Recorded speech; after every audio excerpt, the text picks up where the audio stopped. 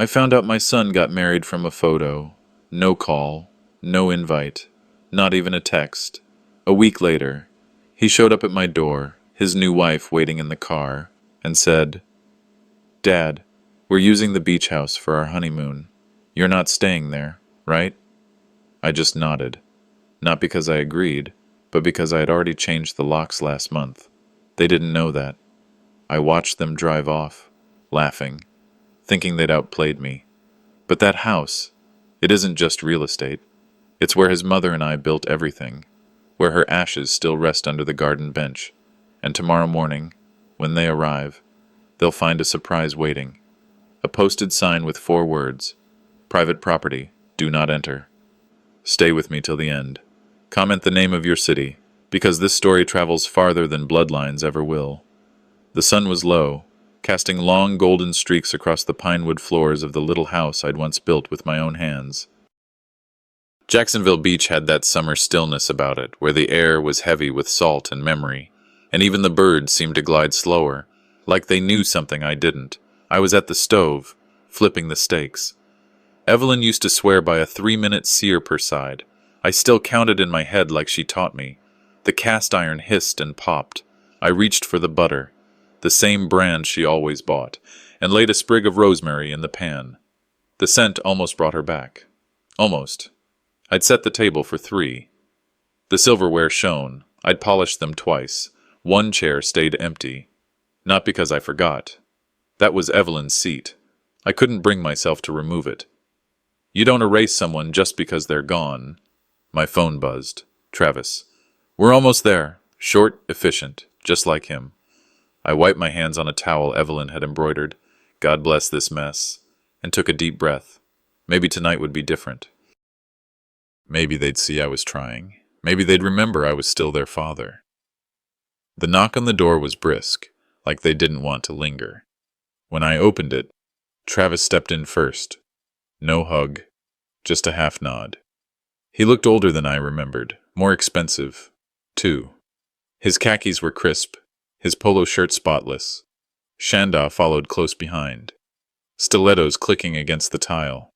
Her eyes swept over the house like a realtor sizing up a teardown. She handed me a bottle of wine. Cheap red. "We figured you wouldn't already have anything decent," she said with a laugh that didn't reach her eyes. Maisie, all of 8 years old, broke the tension. She darted past them and wrapped her arms around my waist. "Hi, Grandpa." "Hi, sunshine," I whispered, holding on tighter than I meant to. Dinner was awkward before it even began. I served the steaks just the way Evelyn would have, medium rare, seasoned with garlic, salt, pepper, nothing fancy. They didn't notice. No compliments, no thank yous. Shanda sniffed the wine before taking a sip and wrinkled her nose. Travis was already scrolling on his phone. When he got a call, he stood up from the table without a word and walked into the hallway. I waited and waited. The conversation carried on, low and clipped. Maisie poked at her mashed potatoes. "Are you going to stay at Grandpa's beach house after the wedding?" she asked, voice light as whipped cream. Shanda smiled, the kind of smile that cuts. "We might," she said, "if it's not too much trouble." I glanced up. "I don't remember offering it," I said, my tone even. Travis walked back in, clearly annoyed I'd spoken. "It's not like you use it much, Dad." Shanda leaned in, as if making a sweet suggestion. "Wouldn't it be romantic to have our honeymoon where Evelyn used to garden?" That garden had been her pride. The sea breeze never stopped her from bending over those rows of lavender and daisies like they were porcelain dolls. I clenched my fork, said nothing. Maisie looked up at me with those same big eyes Evelyn used to say could melt a thunderstorm. After dinner, Travis offered to help clean up. He stacked the plates and left the room. Again. From the kitchen, I heard him on the phone. "Yeah, it's a done deal. He'll say yes. He always does." Shanda leaned against the counter, arms crossed. "You should think about downsizing," she said. "This place is too much for you." I turned off the faucet and looked out the window, where Evelyn's rosebush used to bloom before the salt air got the better of it. "It's not too much," I said softly. "It's all I have left." Maisie handed me a folded paper, colored in crayon. "I made this for you," she said. Shy. I slipped it into my shirt pocket without unfolding it. I wasn't ready. Later that night, after the dishes were dry and the kitchen was quiet, I folded the tablecloth. That's when I noticed one of the chairs was pushed far away from the table. Mine. I pulled out the drawing. She'd drawn the beach, the cottage, the family, her mom, her dad, her grandpa. But I was standing apart from them, far out on the sand, while they laughed near the waterline. Outside, the moon was rising over the dunes. I looked out toward where Evelyn's garden used to bloom, now just wild grass swaying in the breeze. The steak wasn't burnt, but the silence sure as hell was. The morning sun crept through the blinds, painting long, golden lines across the kitchen floor. I stood with my coffee, staring out at the stretch of sand that led to the beach house. It sat there quietly, like an old friend turned stranger. The house used to mean something: laughter, burnt marshmallows, Evelyn's footprints in the garden soil. Now, it felt more like a line in the sand that someone else was ready to cross. I leaned against the counter, fingers wrapped around the warm mug, and tried to conjure her voice, what she'd say if she saw all this unraveling. I imagined her sliding her arm through mine like she did every morning walk, whispering, "Don't let them take what we built, Harlan. Not like this." The pile of mail sat undisturbed next to me. I shuffled through the usual mess: flyers, coupons, some bill reminders, and then paused. An envelope with no return address, just my name in clean, neat handwriting. Not Travis's, not anyone I recognized. My hand tightened. I placed the envelope on the kitchen island, staring at it like it might explode. I didn't open it. Not yet. Something in my gut told me what it was. I didn't want it confirmed. Not this early in the morning. Maybe it was a misprint. Maybe I was being paranoid. But I left it there, like a live wire buzzing in the room. Around noon, I made myself a turkey sandwich, and just as I bit into it, the phone rang. "Hey, Dad." Travis's voice crackled through. No small talk. No warmth. "How's it going?" "Quiet," I said. "Just me and the waves." "That's good. That's good." He cleared his throat. "So, Shanda and I were thinking about the beach house." Here it comes. "It could really help us. You know, a fresh start after the wedding. Think of it as a gift. From you to us." I froze mid-chew. "A gift?" I said slowly, wiping my mouth. "Yeah. You're not using it much anymore. It's just sitting there. We've already got a vision. New paint. Open floor plan. Maybe a fire pit. Something to make it more usable for us. For Maisie." I looked out at the beach house again. It didn't feel like mine anymore. Not with the way he was talking about it. "I'll think about it," I said, voice flat. "Great, that's all we're asking." He hung up like it was settled. I sat there staring at the phone. "A gift," I whispered. My hands trembled just slightly. I wasn't shaking from age. I was shaking from anger. But it was a quiet anger, the kind that burrows deep and waits for its moment. Later that day, Maisie came over. Shanda had some appointment, and Travis was swamped, so they dropped her off. She sat on the rug with a 1,000-piece puzzle while I tried to keep my smile steady. "Grandpa," she said brightly, "can we go to the beach house this weekend? I want to show Daddy the seashell collection." I nodded slowly. "You remember where we kept the jars?" She nodded, proud. "Under the bench in the sunroom." "That's right. Mom says they'd love to live there. She says it'd be the perfect start to their love story." That lump returned to my throat. Maisie had no idea what any of this meant. She was just repeating what she'd heard. I ruffled her hair and forced a smile. "Maybe, sweetheart. Maybe soon." That night, after she went home, I sat in my favorite recliner, envelope still untouched on the counter. I finally picked it up. It was from a law office in Tallahassee. The language was formal, cold. Words like asset transition, pre-claim preparation, and provisional power of attorney jumped off the page. And right there, underlined, the property located at 204 Cypress Lane, commonly referred to as the beach house. They weren't asking. They were preparing. The paper slipped from my hand to the floor. My throat burned. I could see Evelyn's handwriting on the back of the old photos we kept there. Her garden gloves still hung in the back shed. That house wasn't just wood and paint. It was her memory. And now my son was trying to take it like it was nothing more than a beach rental. I called him. The phone barely rang once. "Travis," I said, trying to keep steady. "I got a letter today, from some lawyer." A pause. "Yeah, that's just a formality." "Dad?" "A formality?" I said, louder than I meant to. "You're making legal moves behind my back?" "It's not like that," he snapped. "You're blowing this out of proportion. We need the house. It'll make everything easier, and Shanda's parents are willing to help with renovations. This isn't personal." "You made it personal when you didn't ask," I said. He exhaled sharply. "Look, don't make this harder than it has to be. We've already got plans. Just go with it." He hung up. I sat in silence for a long while. It wasn't rage I felt. Not exactly. It was loss. Of respect. Of family. Of the version of my son I used to know. That night, I pulled open the drawer next to my chair and took out Evelyn's old notebook. Between the recipes and beach sketches was the number of a lawyer we once consulted for our will. I dialed the number. "Hello, this is the office of Miranda Lee." I hesitated, then spoke. "I need to make an appointment. I'm ready to protect what's mine." As I stared at the beach house through the darkened window, I realized something. It wasn't just a house I was fighting for.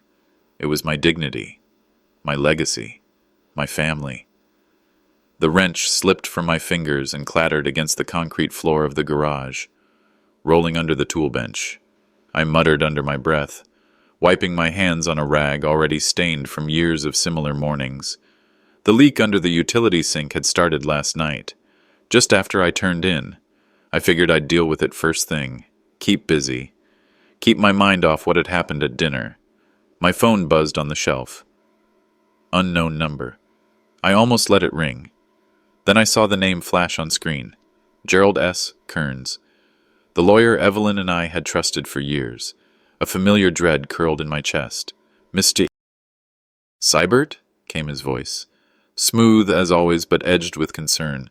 "I'm calling because your son submitted documentation to begin a property transfer, without your signature." I straightened up slowly. "What are you talking about?"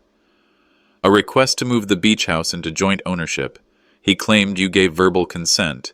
The firm flagged it because you're still the sole trustee under Evelyn's revised estate plan. I thought you should know."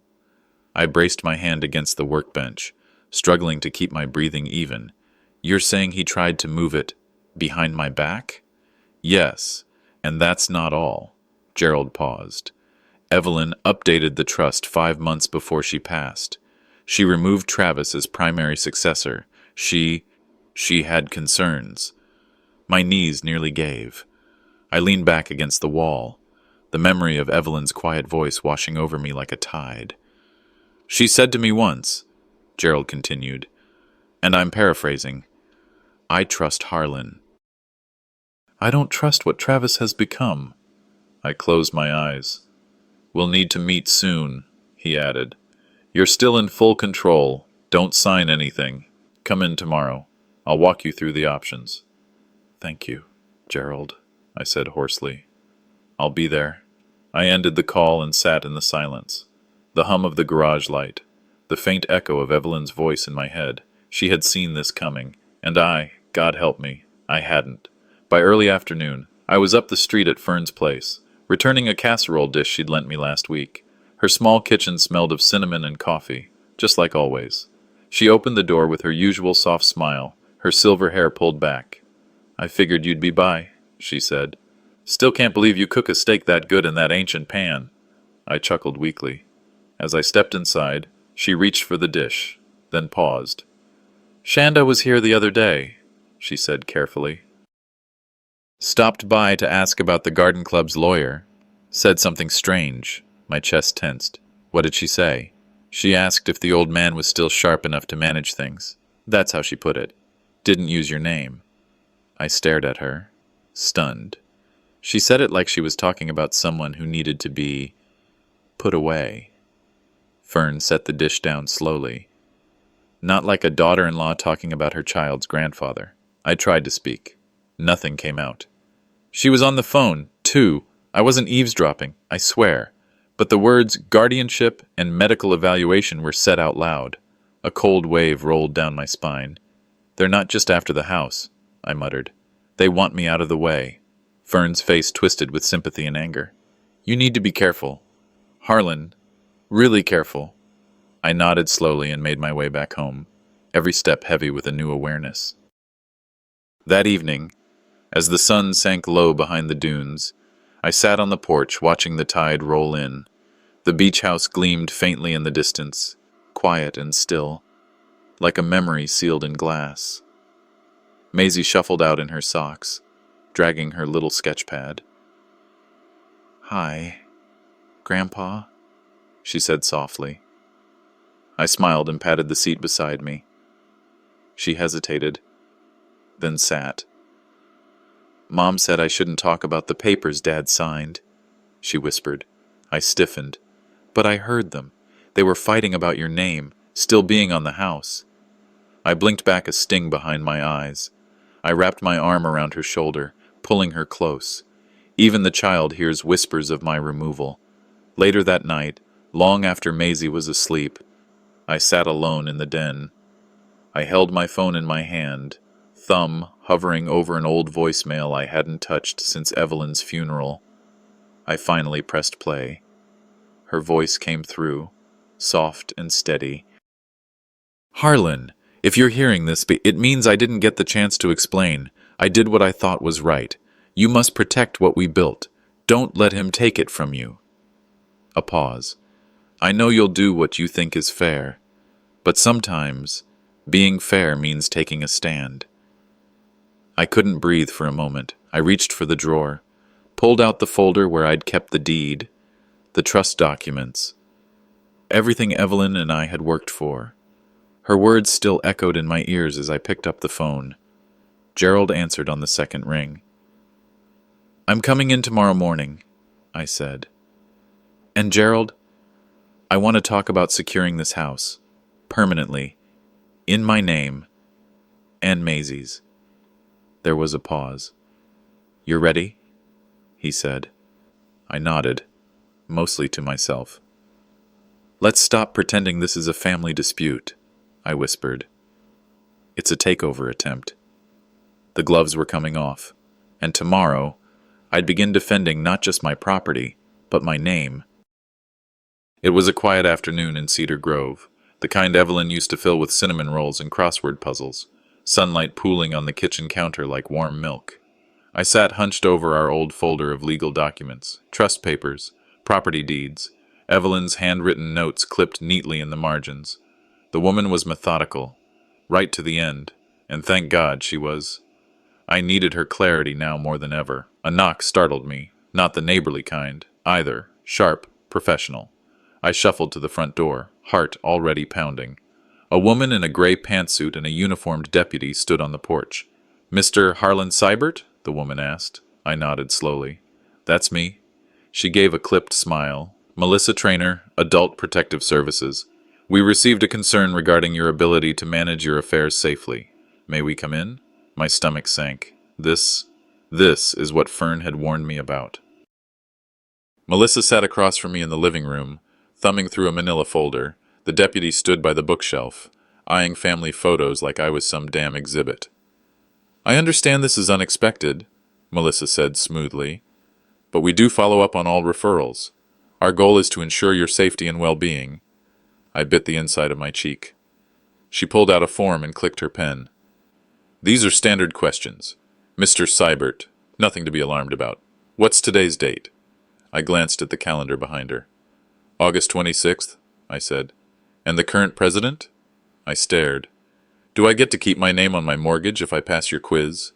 Melissa didn't blink. "These are just protocols." Of course they were. And the words in that file, Anonymous. Full of implications. Withdrawing socially. Difficulty managing basic tasks. Lapses in memory. Shanda's voice. Dressed up in formal concern. I crossed my arms. You want to know what I had for breakfast too? Melissa offered a polite smile. Only if you want to share. I didn't. Melissa eventually asked to observe the environment. I followed as she glanced through the kitchen, noting the labeled spice jars Evelyn had organized years ago. She peeked into the medicine cabinet, asked about my prescriptions. I showed her. Every bottle was sorted. Thank you, Ev. The deputy murmured to her. No signs of neglect. When they returned to the living room, I finally asked the question burning a hole in my throat. Did my son send you, or Shanda? Melissa's professional mask didn't waver. We don't disclose reporters, Mr. Seibert, but the concerns were about you seeming confused, withdrawn. I smiled, tight, hollow. You mean old. Silence. She stood. We'll file a preliminary report. No action is being taken at this time, yet. They stepped onto the porch just as a silver SUV rolled into the driveway, Shanda. She got out slowly, eyebrows raised in false alarm. Is everything okay? She called out sweetly. I came by just in case you got overwhelmed. The timing was perfect. Scripted, even. I stepped past the deputy and met her at the end of the walkway. You timed that well? I said. Right down to the minute. She tilted her head, feigning confusion. I was just checking on you. We were worried. I didn't respond. From across the street, Fern stood frozen beside her mailbox, watching. A dog barked in the distance. Humiliation churned in my gut, hot, raw, acid. I turned and walked back inside without another word. 5 minutes later, Fern was at my door. She staged that, she said quietly, one hand resting gently on my shoulder. I saw her parked around the corner, waiting for the moment they went in. I sank onto the porch chair. She's not just pushing for the beach house. Harlan, Fern continued, she's trying to paint you as incompetent. Like you don't belong in your own life anymore. I said nothing. I didn't have to. She was right. That night, I sat at the kitchen table, the house dark around me. The folder Evelyn had labeled Backup Originals lay open. Inside, I found the power of attorney forms we had drawn up, but never finalized. They still bore her careful handwriting, her instructions in the margins. I picked up the phone and called Gerald. Gerald, it's me. I just had a visit from APS. He cursed under his breath. What happened? They showed up with a file, said someone was concerned about my ability to manage my affairs. Jesus, he muttered. I warned you. I need you to secure the originals of Evelyn's POA forms, I said. Not the scans, the physical copies. And check who's accessed the estate file in the last 90 days. Gerald was silent a moment, then said, Understood. My voice was steady now, clearer than it had been in months. They think I'm slipping, I said. But I've never seen more clearly. I stood by the window and watched the beach house glow dimly in the moonlight. They may have thought I was just an old man, easy to pressure, easier to erase. But they'd underestimated the part of me Evelyn helped build, the part that didn't quit, the part that remembered. I may be an old man, I said aloud, but I wasn't going to be erased quietly. The house was silent except for the ticking clock and the distant hush of the ocean. I'd left the kitchen light on out of habit, not intention. My thoughts had been circling for hours, but the phone on the side table snapped them into focus. Gerald? I answered. His voice was more clipped than usual. Harlan. I triple-checked the filing logs. Someone accessed Evelyn's trust file. My stomach dropped. When? A month after her death. I stood slowly, hand tightening on the receiver.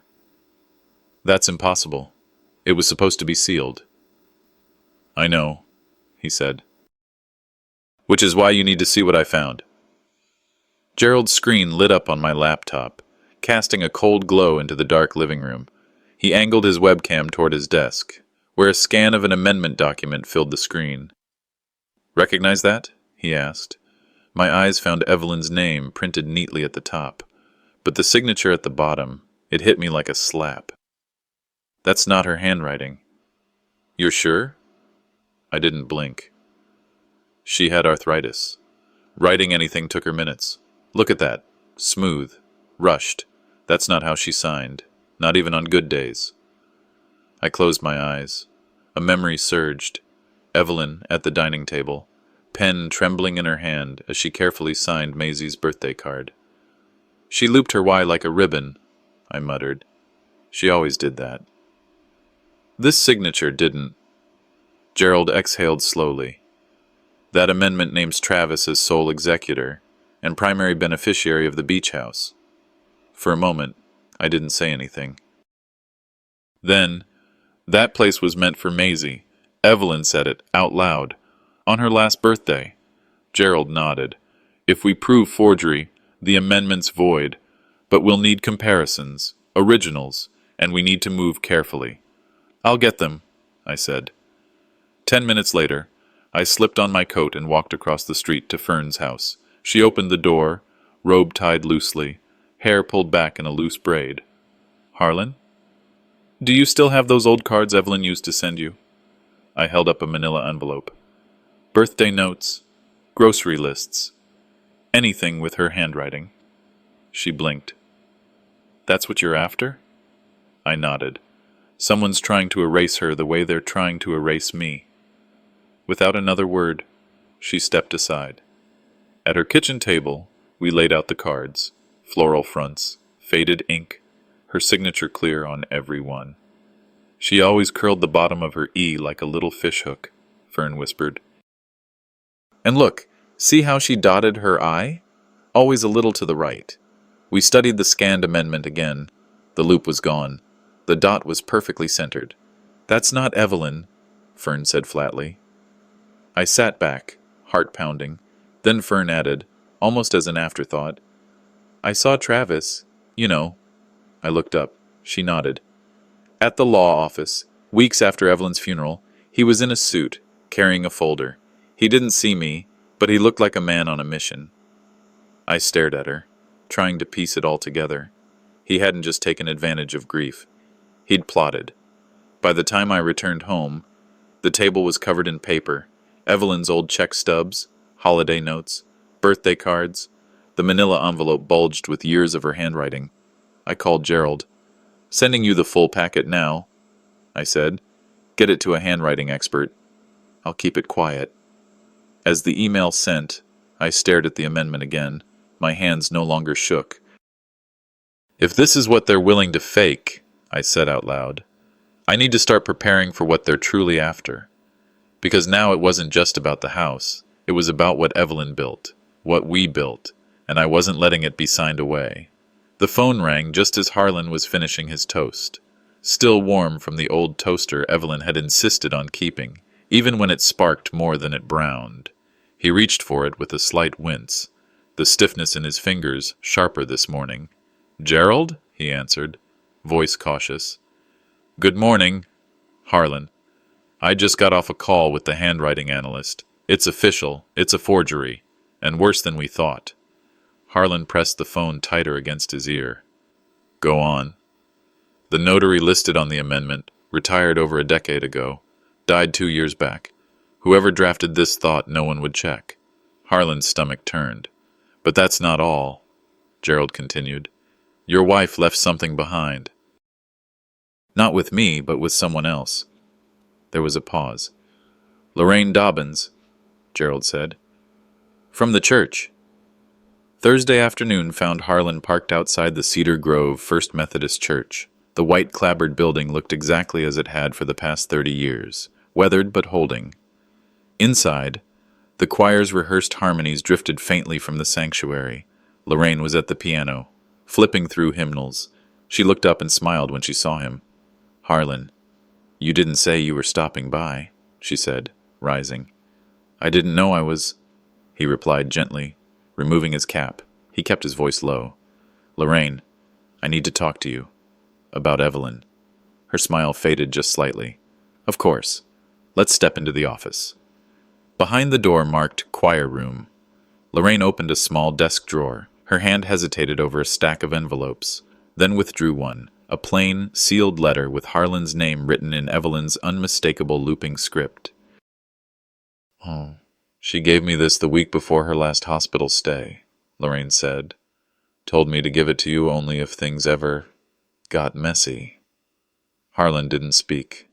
He simply took the envelope with both hands, nodding. He opened the letter in his car, engine still idling. Evelyn's handwriting was slow but clear. She'd written the letter like a road map, as if she knew exactly what Harlan would need to navigate what was coming. Harlan, if Travis ever tries to alter what we agreed upon, show this to Gerald. I left the backup will where we discussed. Safe deposit box 118, Cedar Grove Credit Union. The password hasn't changed. I know you'll hesitate. But don't. Not this time. Protect Maisie. Love always. Ev Harlan held the letter in shaking hands, reading it twice, then a third time. His eyes welled, but no tears fell. He didn't have time for that anymore. Back inside, Lorraine watched him return, envelope still in hand, but now opened, folded carefully. She asked you not to tell me, Harlan said flatly. Lorraine looked down, guilt clouding her face. She thought if you knew too soon, you'd confront Travis in anger. She wanted to spare you the worst of it. She didn't want me to lose my son, Harlan said bitterly. And because of that, I nearly lost everything else. I'm sorry, Harlan, Lorraine said, tears now brimming in her eyes. I thought I was honoring her wishes. He nodded. You were, and now I need to honor what she couldn't say out loud. An hour later, he was at the credit union. Gerald met him in the lobby, briefcase in hand. The vault room was quiet, clinical, and cold. The metal box slid out with a dull clang.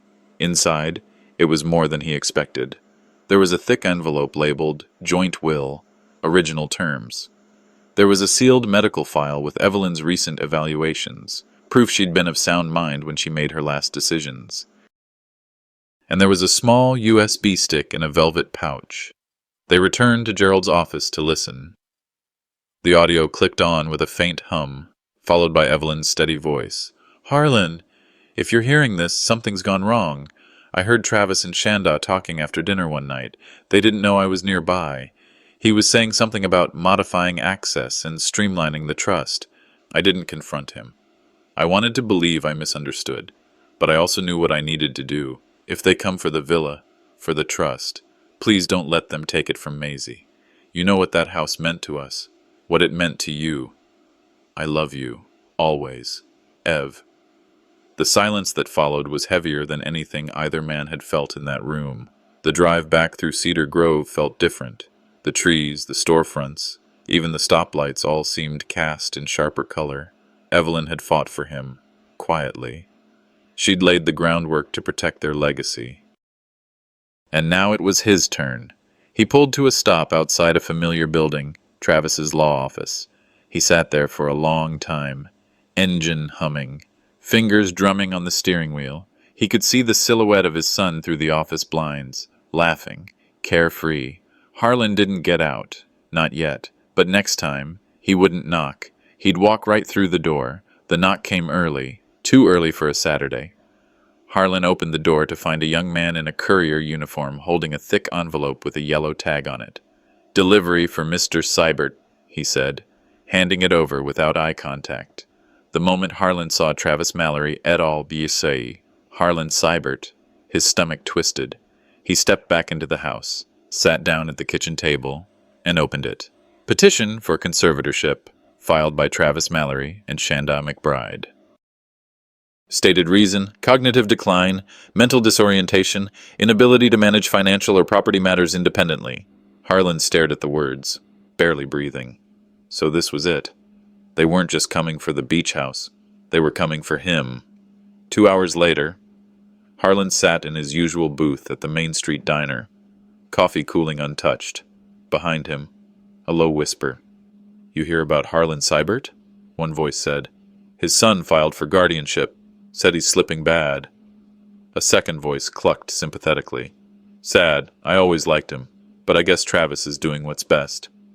Pause. Or wants the beach house. Same thing nowadays. Harlan set his cup down without drinking. He left cash on the table, untouched plate of eggs, and walked out into the gray morning without a word. The glass door to Travis's law office clicked shut behind Harlan, its bell chiming once.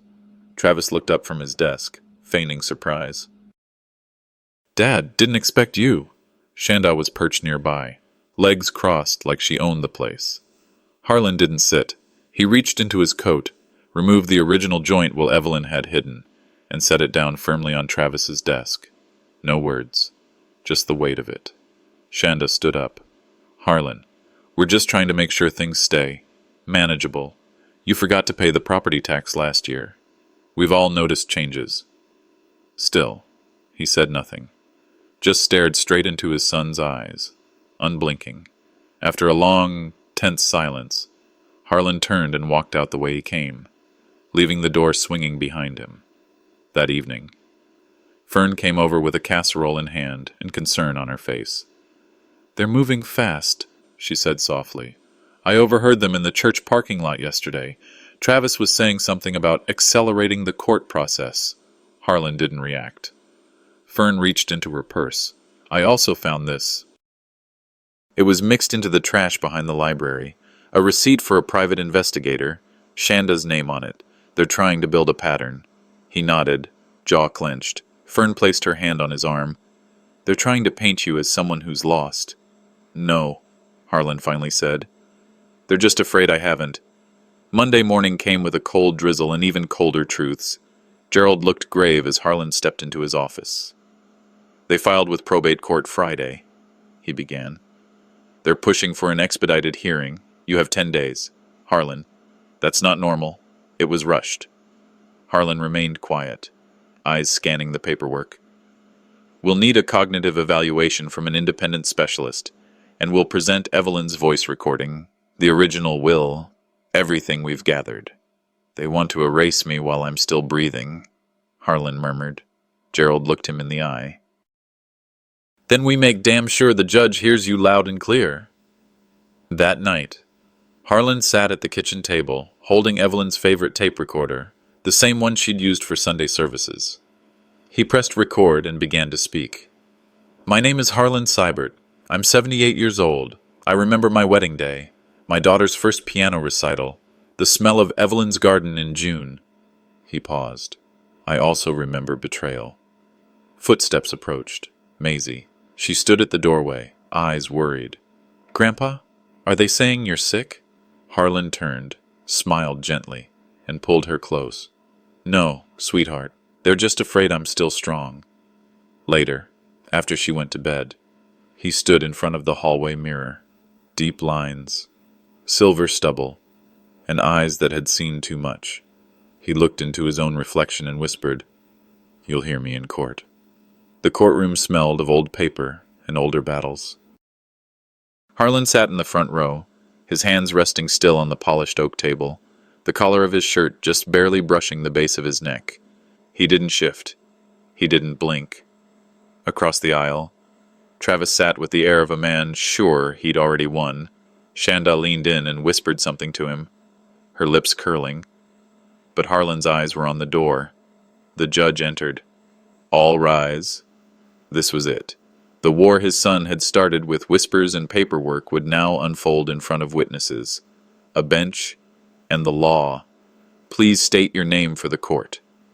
"Fern Mallory." Harlan's neighbor adjusted her sweater nervously on the stand. His attorney began, "Miss Mallory, can you tell the court what you heard on April 6th? Fern glanced at Harlan, then at Travis. "I overheard Shanda and Travis talking in the church parking lot. They were discussing how to push the court process faster. Shanda said something about Harlan not remembering details anymore and that if they acted soon, they could secure the villa." Gasps stirred in the courtroom. She pulled out a document. This is the copy of a file Travis discarded. I found it in his trash bin behind the law office." The judge took it, studied it. The signature at the bottom bore Evelyn's name, but not her hand. Eldon Whitaker walked slowly to the stand, his cane tapping a shameful rhythm on the floor. Harlan hadn't spoken to him in months. "State your name." "Eldon Whitaker." "And your relationship to the petitioner?" Eldon swallowed. "I was Harlan's friend for 42 years. and I helped Travis with legal documents related to Evelyn's estate. Did you know the documents you were signing transferred assets into Travis's name? Silence. Then, no, not fully. Travis told me it was cleanup paperwork. He said it would help streamline things for probate. I didn't read it. And why didn't you come forward earlier? Eldon looked directly at Harlan. His voice cracked. Because he blackmailed me. He said he knew about my gambling debt. He threatened to expose me if I didn't cooperate. The air in the room thickened. Harlan stared at Eldon, unmoving. Travis stood next. Your Honor, my father is confused. I filed the petition for his protection. He forgets to eat, to take medication. He's been isolating. And your explanation for the altered estate documents? The judge asked. They were updated to reflect my mother's wishes. A pause. Harlan's attorney rose and laid down an original will, authenticated by Evelyn's own handwriting and supported by audio files. Then came the bank receipts, showing account consolidations, funds quietly drained. Young man, the judge said slowly, your story is collapsing faster than your defense. Your Honor, Harlan's lawyer said, we asked to allow Mr. Seibert to speak on his own behalf. The courtroom hushed. Harlan stood. He didn't read from notes. I'm 78. I take longer to tie my shoes. But my mind is clear. And today, I watched my son try to bury me while I'm still breathing. He looked at Travis. You didn't just question my capacity. You tried to rewrite my wife's memory. You forged her name. You turned neighbors against me. And you convinced yourself that because I was quiet, I was weak. He turned to the judge. I am not confused. I am not broken. I am still a husband, a father, and I will not let my son erase either. No one spoke. Even the ceiling fan seemed to pause. The judge returned after a short deliberation. In the matter of the petition for conservatorship over Mr. Harlan Seibert, a pause. We deny the petition. Gasps. The gavel came down. The court finds credible evidence of document forgery and manipulation. Mr. Travis Mallory and Mrs. Shanda McBride are ordered to pay damages and are barred from accessing Mr. Seibert's estate without judicial oversight. Harlan exhaled. Not victory, not vengeance, just truth. As the courtroom emptied, Harlan sat back down, rubbing the ridges of Evelyn's wedding band on his pinky. Outside, spring light poured through the courthouse windows. He stepped onto the marble steps. Grandpa Maisie, she ran to him, threw her arms around his waist. He held her tighter than he'd held anything in months. Then his phone rang. Gerald. Harlan, the voice came through the speaker. We just uncovered something else, and I think you're going to want to sit down for this. The car hummed quietly as it left the courthouse behind. Harlan sat in the passenger seat, eyes fixed on the passing landscape, fields browned by winter, trees stripped bare, houses he used to know without needing street names. Gerald, hands on the wheel, kept silent for most of the ride. You won, Mr. Seibert, Gerald finally said, voice soft. That should mean something. Harlan didn't turn. His voice came like wind over gravel. It means I lost something too, and not just a son. Outside, the courthouse receded, but the weight in his chest didn't. The front door creaked open, the same floorboards, the same furniture, but the house had never felt this still. It wasn't just Travis and Shanda who had drained it. It was the months of tension, the late-night pacing, the way laughter had disappeared without ever saying goodbye. In the corner drawer, under some unopened mail, Harlan found one of Maisie's old drawings. A stick-figure castle, windows scribbled in purple crayon, and a tiny caption, Grandpa's Castle. He held it for a long time. Then he walked into the guest room and began to change things, not for someone else to stay in, but for himself to live in. There was a knock on the door around 6:15. He opened it to find Fern Mallory holding a warm casserole dish wrapped in an old dish towel. I figured you hadn't eaten anything but justice today, she said with a half-smile.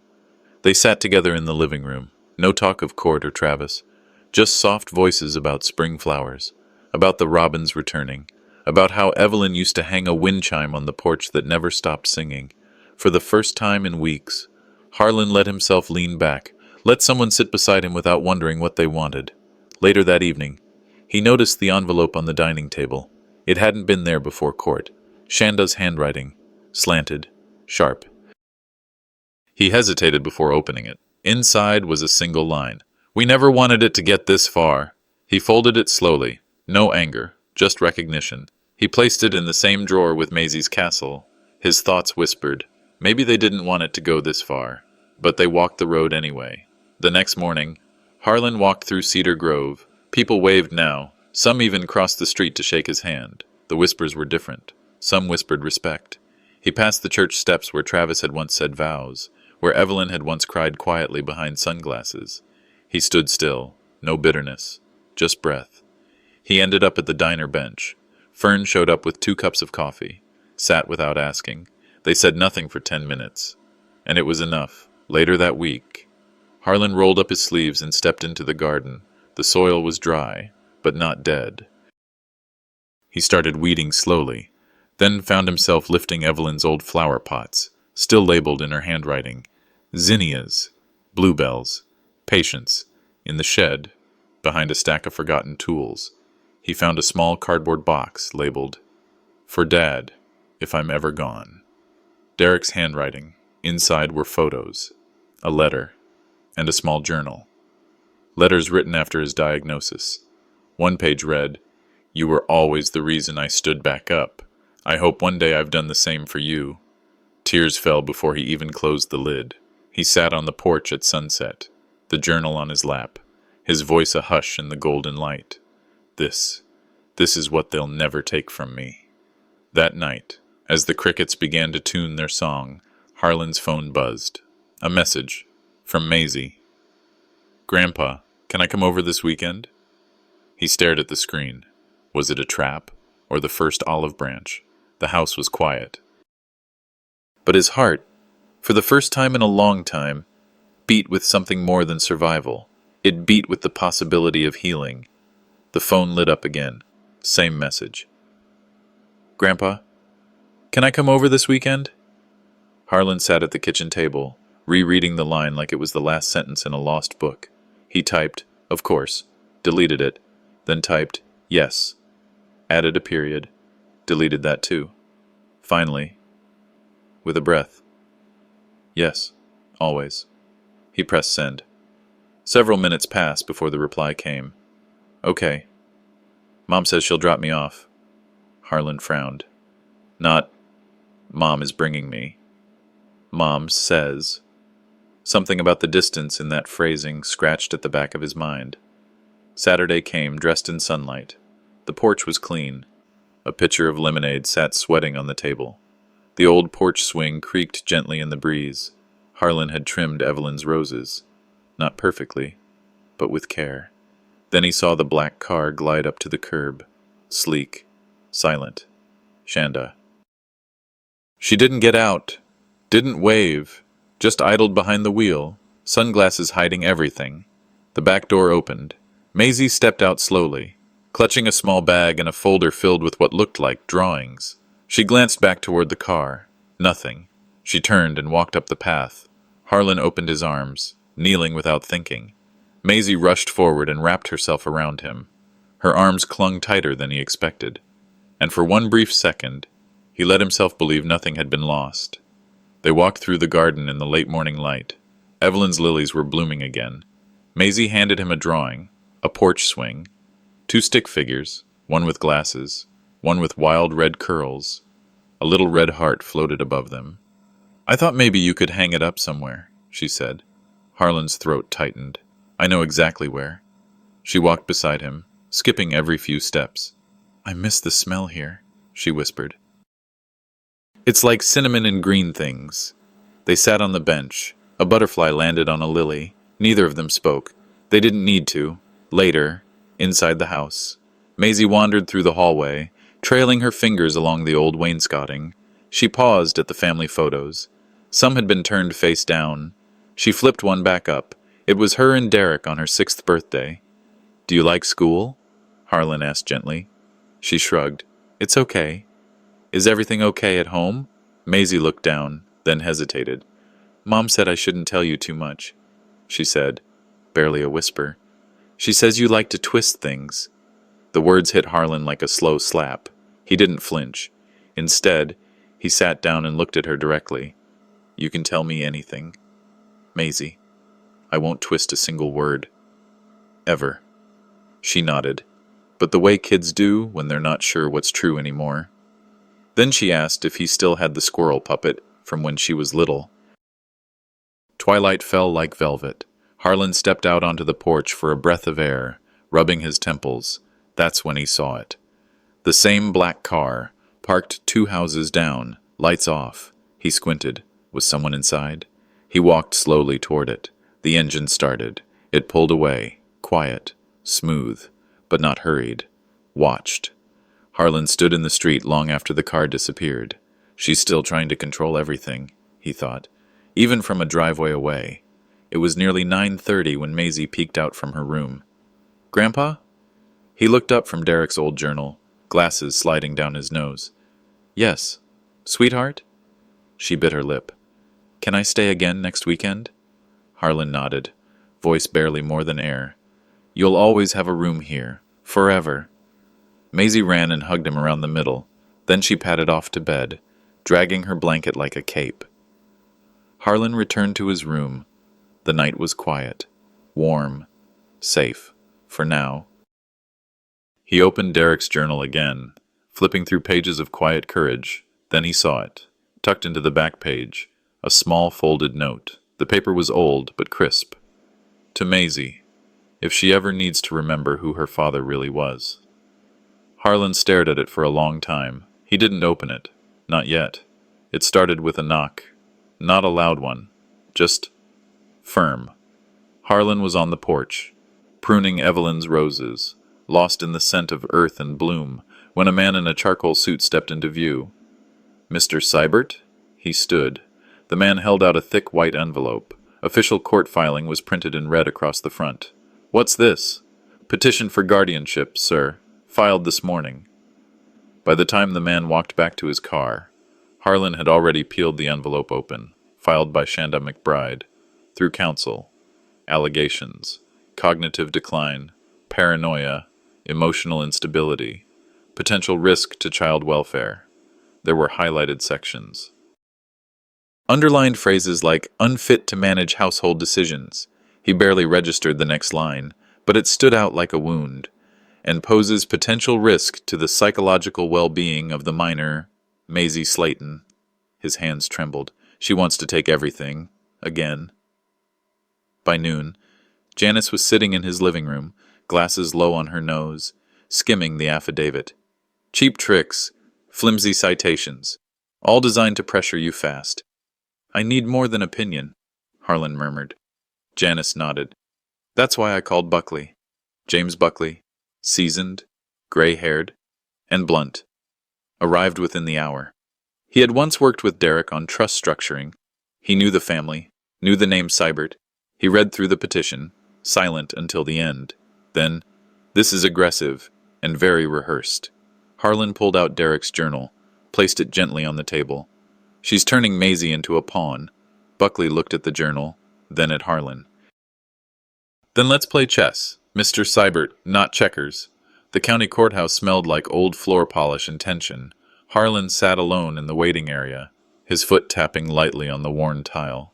Shanda arrived, dressed like she was attending a business luncheon, not a hearing against her father-in-law. Her lawyer trailed behind her like a shadow. Maisie wasn't by her side, yet. In the back row of the courtroom, Harlan noticed a man in a gray vest, seated straight, briefcase at his side, observant, calm, not part of either party, at least not yet. When the hearing began, Shanda took the stand. She was polished, practiced. Your Honor, we are deeply concerned for Mr. Seibert's well-being.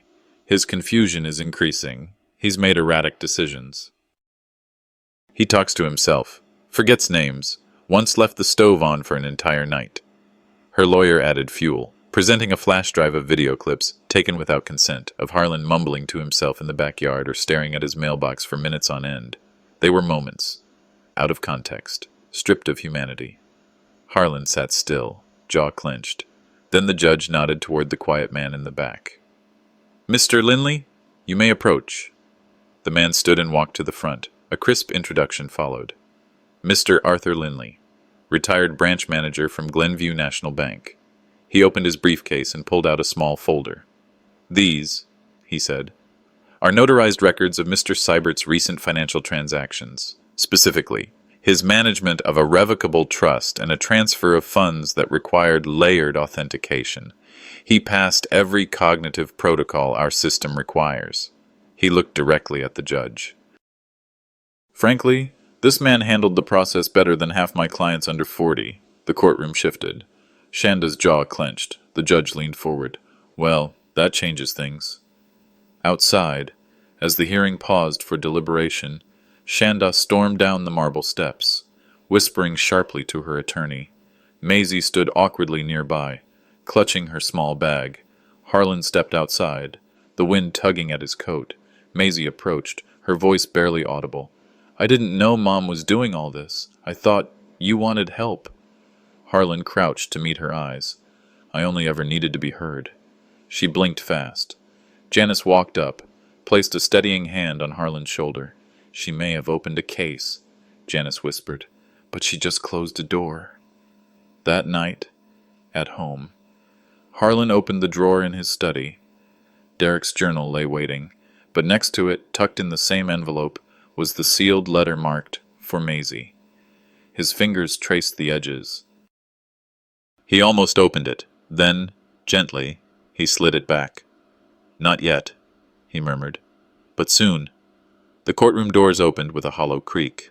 Harlan Seibert stepped in slowly, the late spring light tracing the edges of his dark coat. In one hand, he held Derek's final letter. In the other, the original trust document that had survived everything.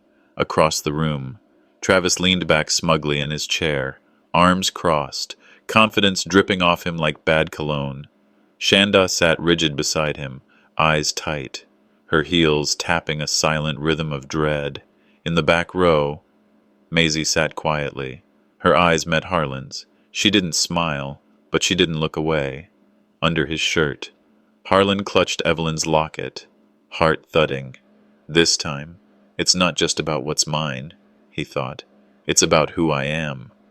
Buckley opened the day with calm precision. He brought forward a stack of signed character testimonies from neighbors who'd known Harlan for decades, from Derek's former estate planner via video call, from a supervisor at the hardware store where Harlan still helped out twice a week. Then came the bank manager, Mr. Linley. Again, his voice rang steady. This man passed our fraud detection protocols better than most 40-year-olds. He was sharp, deliberate, and aware in all his recent financial decisions. Buckley laid out two final pieces of evidence. First, a revised copy of Derek's will, naming Harlan as the full property holder of the beach house, the cars, and all residual estate assets. Second, a USB drive with 2 video messages Derek had recorded just months before his death. The court watched silently as Derek's face appeared on the screen. If you're watching this, it means Dad's alone in court. And if Travis is sitting across from him, don't believe a word he says. The courtroom held its breath. Even the judge leaned forward slightly. I trusted Dad with everything because he earned it, because he lived it. And if I'm gone, I want him to have what I built. The judge turned to Travis. Do you have anything to say in response? Travis scoffed, straightened his tie. Those videos could have been made under duress, or altered. Besides, Dad's had moments, forgetting dates, misplacing papers. He's slipping. Your Honor. Is it true you attempted to sell one of the vehicles listed under Mr. Seibert's name last month? Travis blinked. I thought. The silence grew heavy. Fern Mallory was called next. She looked small behind the witness stand, but spoke clearly. I used to sit with Evelyn in her last weeks. One evening, she told me something that never left me. The courtroom leaned in. She said she feared her son more than her illness. Gasps. Said then silence. Harlan closed his eyes. Travis's face drained of color. The judge slammed the gavel lightly. Enough!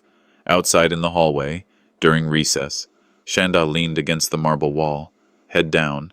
Maisie hovered nearby, unsure. Shanda whispered, barely audible, "We pushed too far. We were wrong." When the court resumed, Shanda stood. "Your Honor," she said shakily, "I no longer support the guardianship petition." She turned to Harlan, eyes glistening. "I thought I was protecting my daughter. I didn't realize I was destroying her grandfather." Harlan didn't respond. He only nodded, once, quietly, with dignity, no anger needed. Sometimes silence was the better verdict. The judge took only minutes to decide. "The petition for guardianship is hereby dismissed. Mr. Seibert retains full legal autonomy and ownership of his estate." He looked at Travis. "You are hereby barred from submitting any further claim against the Derek Seibert Trust without court review." The gavel fell. Harlan exhaled, long and slow. Outside the courthouse, a few local reporters swarmed, but he walked past them wordlessly. Maisie caught up, slipped her small hand into his. No words, just presence. That evening, the sky turned lavender outside Harlan's window. He sat in Evelyn's old chair, Derek's unopened letter to Maisie in his lap. He stared at it, fingers trembling. Then, instead, he reached for his pen. "Dear Maisie, what matters most isn't what they left you. It's what they never took away." He folded the new letter gently, slid it into the drawer beside Evelyn's garden gloves. The waves lapped soft against the sand. A week later, Harlan stood at the edge of the beach house porch, barefoot, beside him. Maisie laughed as she tiptoed along the shoreline, collecting shells in her skirt. Near the porch, a small patch of earth had been tilled. A hand-painted sign read, "Planted for Evelyn." Some battles you fight in court. Others, you win, just by living long enough to be heard.